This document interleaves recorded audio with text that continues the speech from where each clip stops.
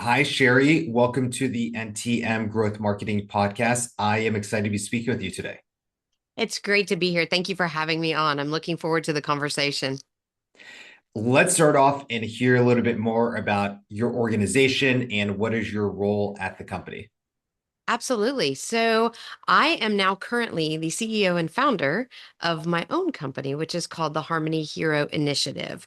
And our mission is to help caregivers who have demanding go to market careers Mhm. to be able to balance the caregiving that is required for whether that's children or disabled spouse or it's elder parents, whatever, be able to balance that with the Mhm. actual leadership skills that they need in the workplace. It is should not be a competing scenario. They should actually be complementary, and I want to help leaders be able to do that. Mhm. Can you share why you created this company? As it sounds like it's probably from some personal experience morphed into your business career over the years have morphed into this. Yes, that is 100% true.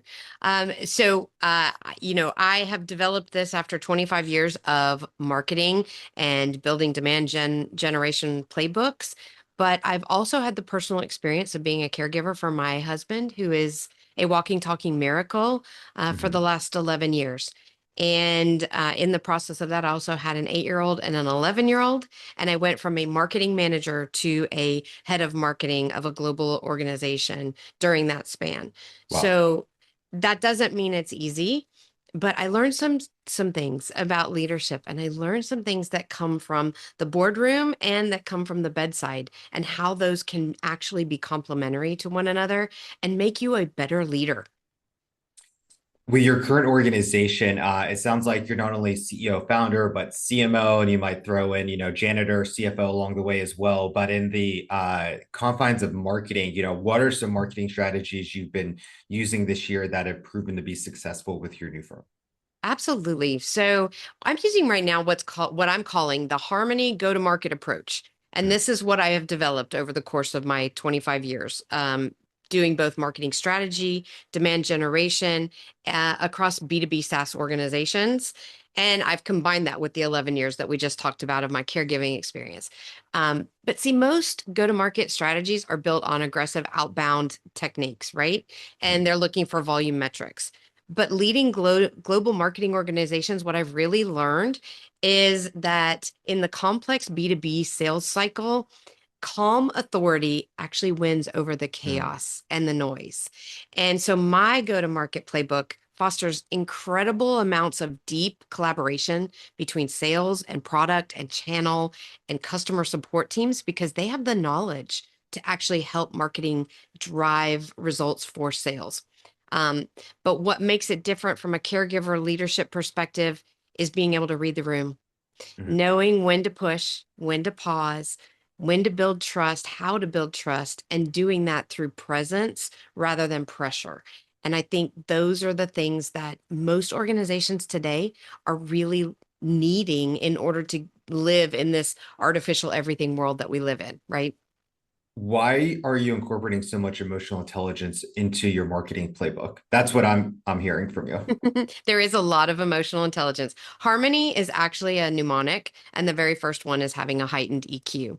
Mm. And that's why I think as leaders who are leading go-to-market organizations, it is so crucial to understand the needs of your counterparts, be able to help them reach their goals, and then they're going to turn around and help you reach yours. Mhm.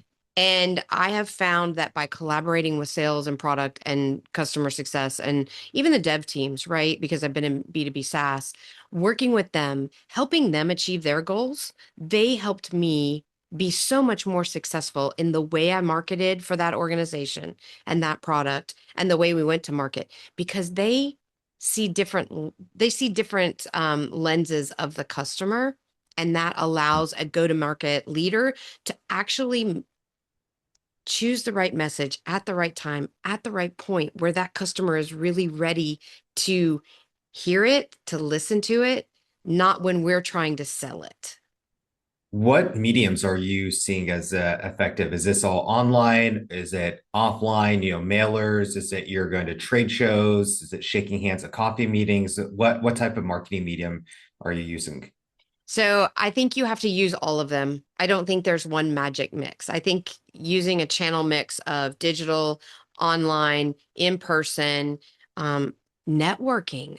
I think Mhm. that is one of the things that so many people are missing out on today is making a connection using things like LinkedIn, not just to post information, but actually build a community and a network that you can reach out to. And by the way, when you do that and you're authentic, um, people bring business to you. It's amazing. It's wonderful when you bring the human approach to it, right? And I think those are crucial. I think you still have to have the traditional, right? You need Mhm. some Google ads, you need LinkedIn ads, you need to be in the spaces where your uh, customers get information, your potential customers. But I think going to trade shows and seeing people face to face and doing networking are still so crucial and oftentimes can be less expensive. Mhm. What is something innovative you feel like you're bringing to the marketing space? Mm. So relying on my history, right, and what I've been doing, uh, I'm pioneering what I call dual identity marketing, which is Mm. both a strategy for me that I'm implementing, but I'm also developing it as a as a market category. And in my current role, and in my actually in all of my roles in enterprise technology, I've seen how business leaders juggle complex technical decisions while managing these personal responsibilities that they have to do. And traditional B2B marketing assumes that decision makers have unlimited bandwidth.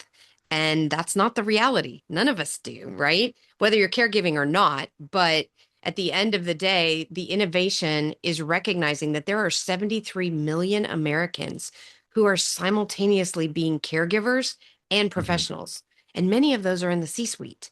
And I'm building a systematic approach that treats caregiving experiences as executive training, not as a career constraint.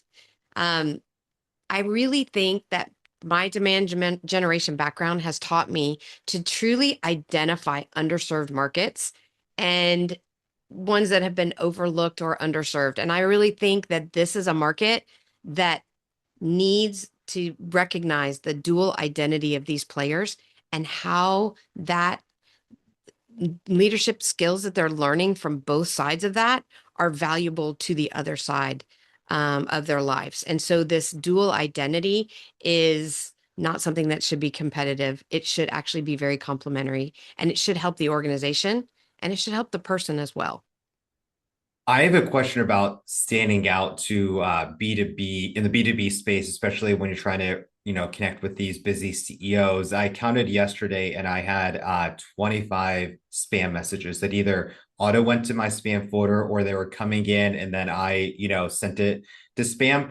And I'm a small business owner. I'm not a Fortune 500 CEO who multiply that by, I'm sure, 100 each day, what they have to sort through in their inbox. Right. How do you stand out from just this spam environment we're online, every single day and whatnot? How do you truly capture people's attention? Again, I think you have to go back to that human centered build relationship mode, right? Mhm. Again, artificial everything. We have artificial intelligence. We have AI is writing material. AI is creating content. AI is doing all of these things, but AI doesn't have emotional intelligence to really have a connection and be authentic as a human being and relate to human beings, right? Mhm. It's missing that. And I think the more authentic you can be in your marketing and understanding the pain points that your potential customers have and speaking in their language will make all the difference in the world. And then it's not spam. At that point, it's not spam because it means something to you and it's at the right point. And when you use some technologies, we'll talk about this, I'm sure, in a little bit, but like if you use Sixth Sense or demand based or something that gives you some intent that shows you what's happening in that buyer's journey and where they might be, crafting and creating messaging for that space and that time, and making a connection will make it not spam. It will make it something that is valuable. And valuable content is what's going to drive revenue for your organization. I think that's a good transition into the tech side of marketing. Can you share, as a starting point, how AI has influenced your role as a marketer recently? So I think AI has changed the game for marketers, actually. I think there's a lot of marketers who are scared about Mhm. AI replacing them. But again, as we've talked about, emotional intelligence and having the human-centered approach is something that will not be able to be replaced. You're still going to need that. You are selling to humans. You are working with humans. You're marketing to humans. You have to have that human element. But it is AI has become incredibly essential for marketers. But I do think there's a caveat. AI is really good and it excels at what I call the technical infrastructure. Um, that's your data analysis, Mhm. personalization at scale, right? Content optimization. And my teams have explored a lot of different AI um, techniques and tools in my career to improve either like how we market to the customer, doing the marketing nurture drips, things like that. We've utilized it to help us in those areas and it's transformative for operational efficiencies. Mhm. But that dual perspective, that dual identity that I have has taught me that AI really can't replace the kind of executive presence that actually closes an enterprise deal. So even if marketing is using AI to create messaging and content and increase your efficiencies, when it comes right down to the actual revenue side of it, you still have to be able to read the room. Mhm. You still have to be able to stay calm under pressure and build trust in high stakes environments and conversations. And AI can't do that for you. So it's Mhm. essential with a caveat that you need to also be a good human being that is able to emotionally intelligently read the room.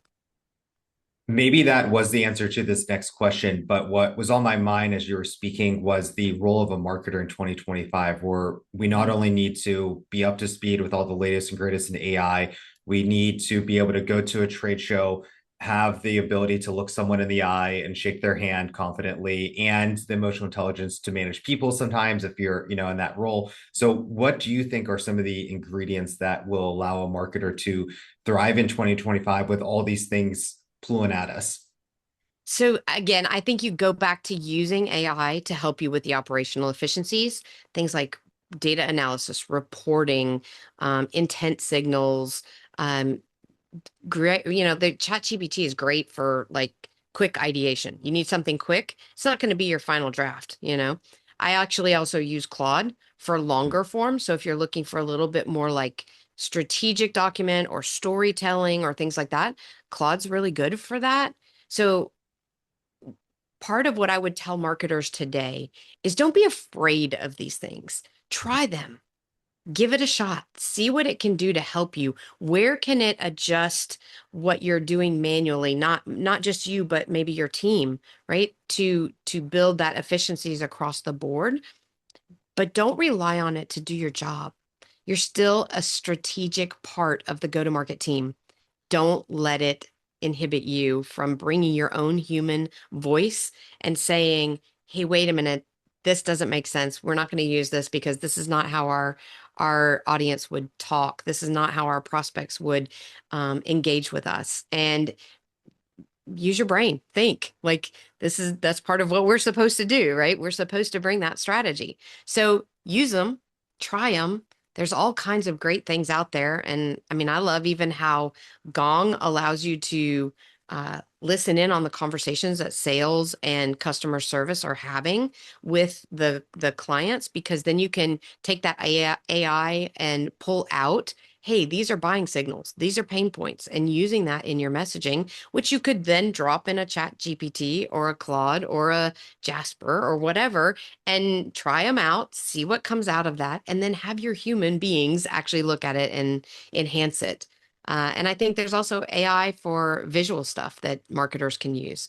There's a lot of things in Canva and Adobe and whatever. So there's lots of things. Just don't don't be afraid of it. But through my caregiver leader lens, I also say that every AI tool should pass what I call the peaceful productivity test. And that's that it doesn't overwhelm your team or yourself, but and doesn't add complexity.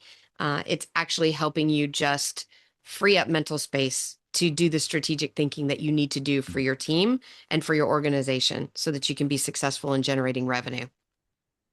Sherry, if someone wants to follow up with you, learn more info about your organization, can you share social links, URLs? What's the best way to learn more? Yeah, absolutely. So I'm on LinkedIn, Sherry Grote, Grote, and my email is Sherry at theharmonyhero.com, which is also my website. And all of my social channels are at The Harmony Hero. So you can find me there. Perfect. Thank you for your time today, Sherry. Thank you.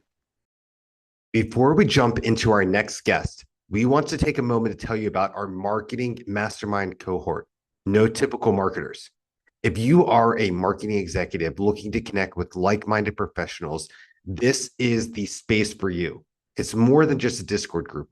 It's your exclusive ticket to monthly roundtable meetings where we have group discussions about advanced marketing strategies, share insights, and solve real world challenges like implementing AI agents into your marketing. Membership is exclusive and by application only. If you're ready to take your marketing game to the next level, apply now using the link in the description below. We can't wait to see you there. Now, back to the episode. Hi, Mariam. Welcome to the NTM Growth Marketing Podcast. I am excited to be speaking with you today. Thank you so much for having me, Andrew. I'm excited to have this conversation. Let's start off and hear a little bit about your role. What is your company all about? Tell us about this exciting organization you're part of. Absolutely. So I'm the founder and CEO of Breshna IO. And the best way to think about Breshna is almost like the Canva for video games. So it's a no-code game maker platform that creates bite-sized branded games with no code and at lightning speed. So the lightning bolts in the background. It's basically the word Breshna actually means lightning in the Pashto language, which is my mother tongue. So the big idea is, empowering people to make their own games at lightning speed. So what TikTok did for video, what Canva did for design, we're doing for video games. What inspired you to come up with the idea?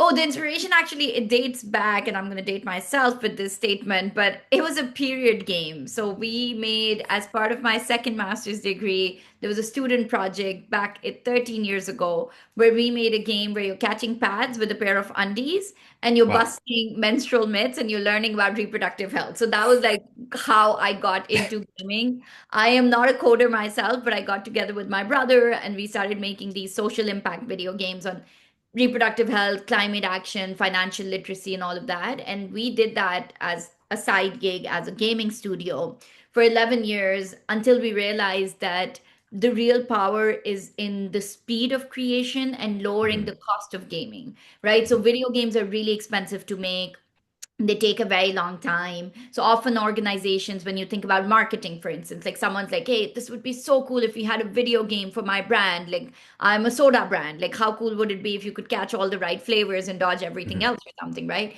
But making these games is hundreds of thousands of dollars. It takes several months and then you come out with one game and it's like putting all your eggs in one basket. So that's why we were like, what if we remove the skills, time, and cost barriers around making games? And these could be bite-sized games like Super Mario, Run and Catch, Tile Matching, Wordle, stuff like that.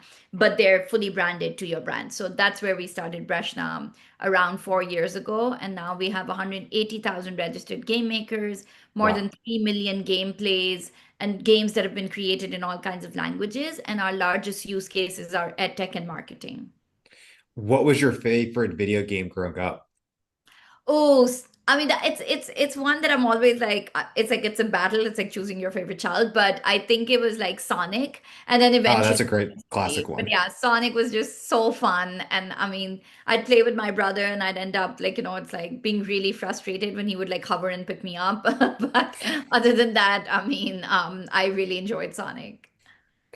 So when you're thinking about marketing strategies for your organization, can you share, and this is such a cool idea, a cool business you're a part of, what type of marketing strategies have you been working on go to market that have proven to be successful? Can you elaborate on that? Yeah, it's really interesting, right? Because we're saying, hey, we're a company that empowers brands, especially CPG, food and beverage, cosmetics, skincare brands to make their own video games for their own marketing. So we're a Mhm. tool that enables other companies to market. So it's more like B2B to C.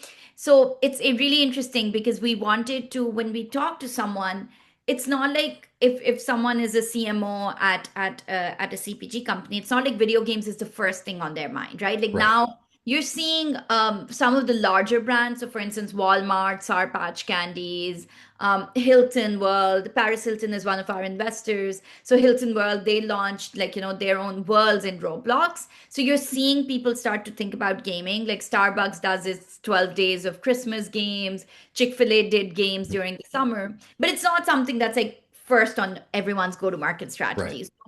One thing we had to do was kind of show and tell, like it's like actually get people to be able to touch and feel what a video game of their brand could look like. And because we could make these games so fast and at such low cost, we have this thing that we do which is called our love language is bite-sized video games.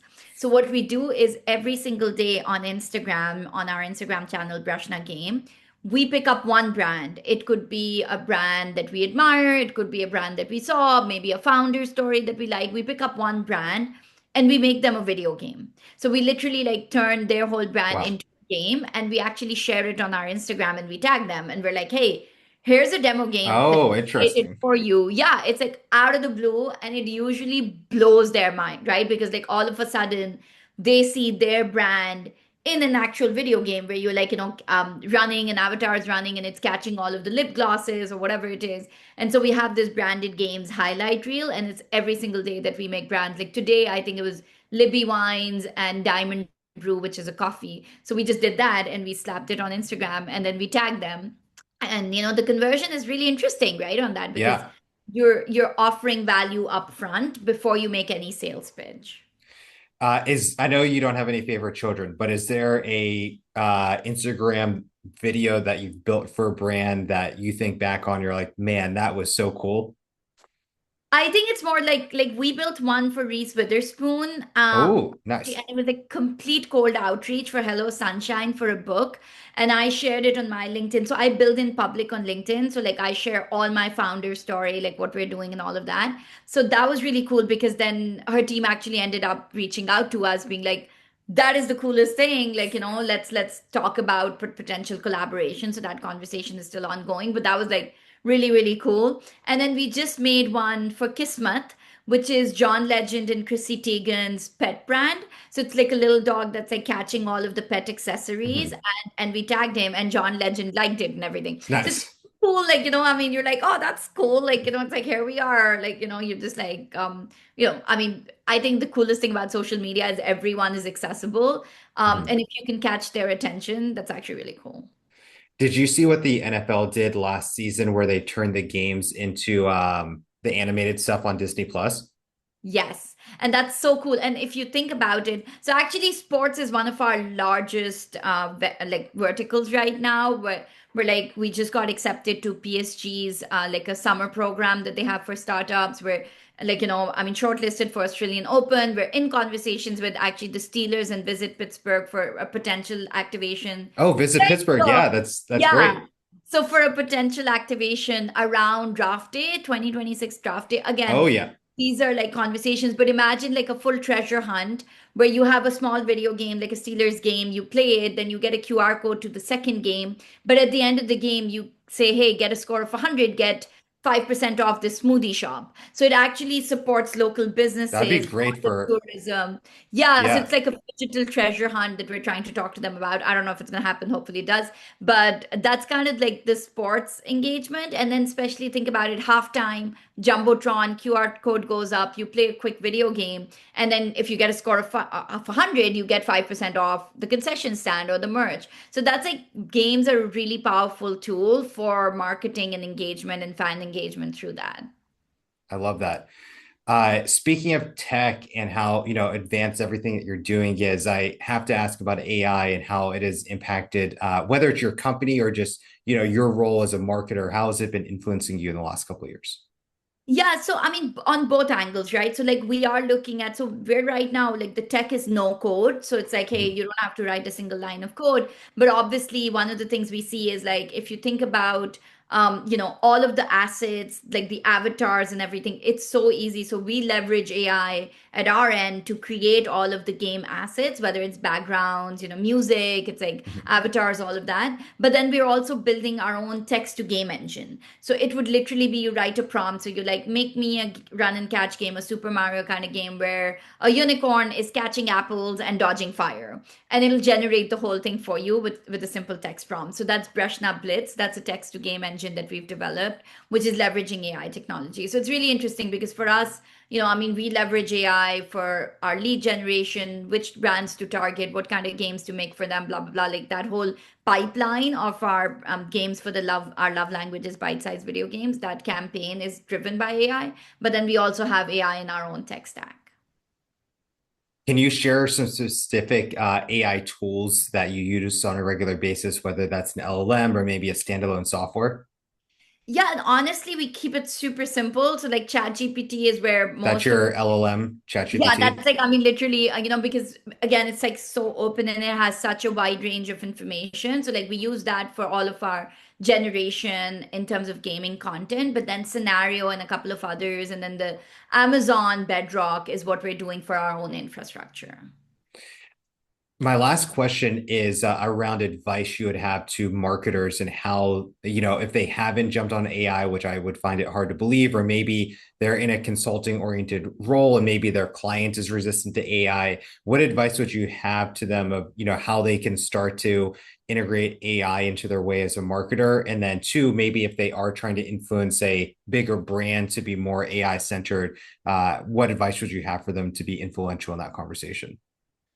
I think the thing with AI is the same thing that we had with blockchain, is the same thing that we had with cloud at one point, right? I feel like the kind of the mistake we made is the conversations are usually tech first. So we're like, Mm. we are an AI company who's doing da da da da da. I don't think your client honestly gives a shit, sorry, but about what's under the hood. They give a shit about what's coming out of the things, right? Like the outcomes and everything. So I am not, when I reach out to someone, I'm not like, oh, we have this no code AI platform where our, like, we're going to store it in cloud. I mean, they don't really care under the hood. I'm saying, hey, I'll make you a video game. How I Mm. get there, I mean, that's it. Yes. Then they start caring about, I'll not only make you a video game, I'll make it in $1,500. I'll make it in 45 minutes. And I'll not only give you one game, I can give you 20 video games. That's when they start listening, right? So if you start talking about the value that AI brings, whether it's cost efficiency, speed, innovation, creativity, things that were not in there, that they couldn't do, that weren't feasible before AI. Like, even if they had to make a simple advertisement, they might have had to hire actors, have a large budget, have many many months on one ad. Now they can do all of that with so much more speed. So I think if it's a conversation that's outcomes oriented, and then sure, you can be like, and guess what, I did all of that on AI. Now they're interested, right? I feel like a lot of times we get really fascinated by technology, and Mhm. the conversation ends up being like, hey, here's my LLM, here's my AI, here's what I did, here's the da, da, da, here's blockchain, here's crypto, here's web3, here's like NFTs, here's all of that. That's when you lose your audience. Be benefit focused, really figure out what their pain points are and speak to those. Yeah, exactly. Values. I mean, that's what is the value that it brings. So Mariam, to round us out, can you share websites, social media handles, best ways to follow up with you and learn more? Yeah, 100%. First of all, if there's anyone who's watching, if you're a CPG brand, we would love to include you in our list of free video games. We make these games free demos. So follow us on Breshna Game. So Breshna game. So Breshna.io is the website. Breshna Game is the social media handle across the board. So Instagram, Twitter, TikTok, it's Breshna Game, YouTube. And yeah, we would love to make free demo games for any of your listeners if they're CPG founders or sports. Perfect. Thank you so much for your time today. Absolutely. Thanks for being game.